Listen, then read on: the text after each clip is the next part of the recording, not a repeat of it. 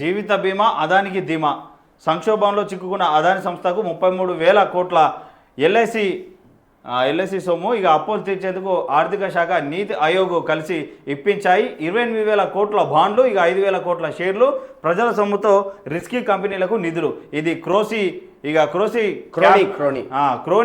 ఇక క్యాపిటలిజం కిందికే వస్తుంది. వాషింగ్టన్ పోస్ట్ పత్రికా సంచలన కథనమాట. ప్రజల కష్టార్జితాన్ని అదానికి ఎలా అప్పగిస్తారు, ఇక పిఏసి దర్యాప్తు జరగాలని చెప్పేసి కాంగ్రెస్ అడుగుతా ఉన్నది. అది స్వతంత్ర నిర్ణయం అని చెప్పేసి ఎల్ఐసి చెప్తా ఉన్నది. పెట్టుబడితో ఎల్ఐసి లాభపడింది అని చెప్పేసి అదాని గ్రూప్ చెప్తా ఉన్నది. ఇక ఏం లేదు, ఎల్ఐసిని అదానికి అమ్మే ప్రయత్నాలలో బిజీ ఉన్నారు. మొత్తం చూద్దాం. ఇది అదాని గ్రూప్ సంస్థలు మరో వివాదంలో చిక్కుకున్నాయి. చెల్లింపుల సంక్షోభంలో ఇరుక్కున్న అదాని సంస్థలను కాపాడేందుకు కేంద్ర ప్రభుత్వం నీతి ఆయోగ్ కలిసి ఎల్ఐసిని 33,000 కోట్ల రూపాయల పెట్టుబడులు పెట్టించేందుకు ఒప్పించాయని వాషింగ్టన్ పోస్ట్ సంచలన కథనం రాసింది.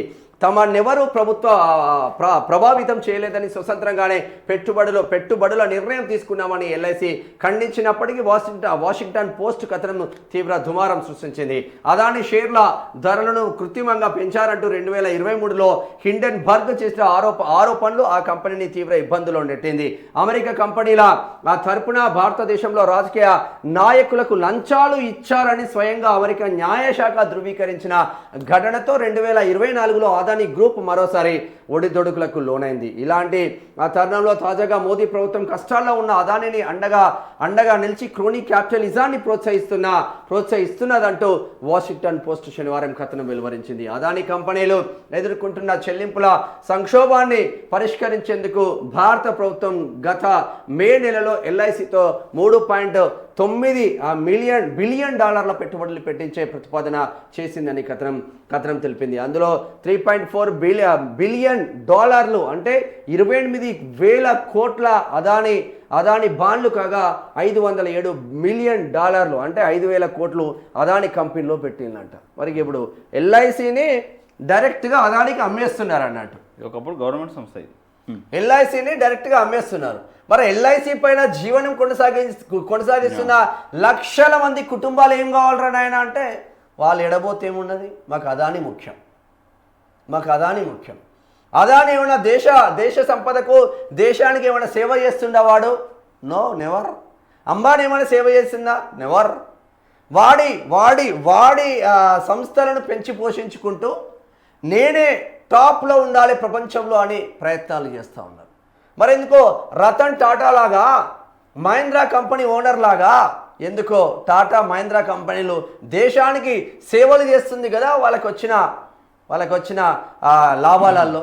మరి మీరెందుకు చేయలేకపోతున్నారు అంటే మోడీ ఆడిస్తున్న నాటకం అని హిండెన్బర్గ్ చెప్పింది.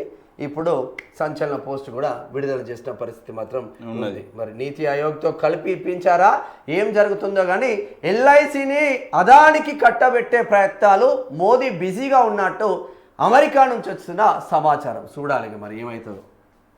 సరే, గిట్లా ప్రభుత్వ రంగ సంస్థలను సర్వనాశనం పట్టిస్తే ఎటుపోతుందిరా నాయన. ఇక లొంగుబాటులో మావోయిస్టు హిడ్మా. ఛత్తీస్గఢ్లో లొంగిపోతారని కొన్నేళ్లుగా ప్రచారం. తెలంగాణలోనని నిఘా వర్గాల అంచనా. ఈ ఏడాది ఫిబ్రవరిలో వరంగల్లో లొంగిపోయిన హిడ్మా కుమార్తె కేశ లొంగిపోతారని ప్రచారం నడుస్తూ ఉన్నదట. వస్తుందా 12వ పేజీ? వస్తుంది 12వ పేజీ.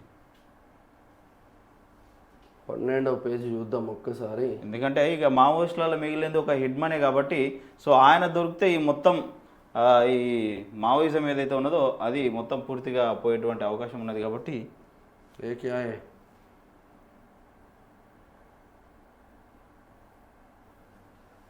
ఫస్ట్ పేజ్ పెట్టి అది కూడా వస్తలేదా? ఇంకో ట్యాబ్ తీసుకో, స్ట్రక్ అయినట్టుంది. ఇంకో ట్యాబ్ తీసుకో. ఇంకా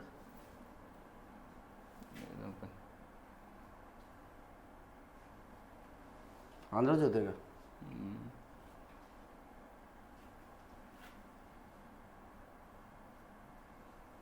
ఆంధ్రజ్యోతి ఈ పేపర్ అని కొట్టి రావాలి. మరి ఈ పేపర్ అని కొట్టి వస్తుంది. రావాలంటే మనం కొట్టంది వస్తుంది కింద. మనం ఎప్పుడు రెగ్యులర్గా సెర్చ్ చేస్తాం కదా, డైరెక్ట్ రావాలి. ఆంధ్రాన్ని కొట్టంగానే రావాలి. మరి రాలేదు.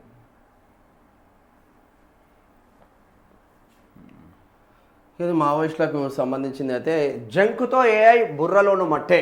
అమ్మా ఏఐ బుర్రలోను మట్టే ఇంటర్నెట్లోని చెత్త కంటెంట్తో ఏఐలో బ్రెయిన్ రాట్ తగ్గుతున్న విశ్లేషణ అధ్యయన సామర్థ్యం ఏఐల ప్రవర్తనలోను విపరీత ధోరణి టెక్సాస్ ఫార్చ్యూవర్సిటీ పరిశోధకుల అధ్యయనంలో వెల్లడి. రోబో సినిమాలో కదా రోబోని తయారు చేసినాక ఆయన కథం చేసినట్టు మరి నిర్లక్ష్యపు నిప్పు కర్నూలు దుర్ఘటనలో కీలక మలుపు. బస్సు రాకముందు డివైడర్ నుండి వచ్చిన బైక్ మధ్య మత్తులో బైక్ నడిపిన శివశంకర్ మృతి.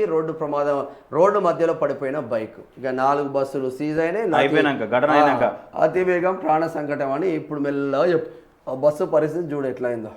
పక్కకు పెట్టినట్టున్నారు కదా. అయిపోయినాక 4 బస్సులు సీజ్ చేసిరు అంటే కథ జరిగినాక. మా మనోళ్ళు ఎప్పుడైనా గట్లనే ఉంటారు.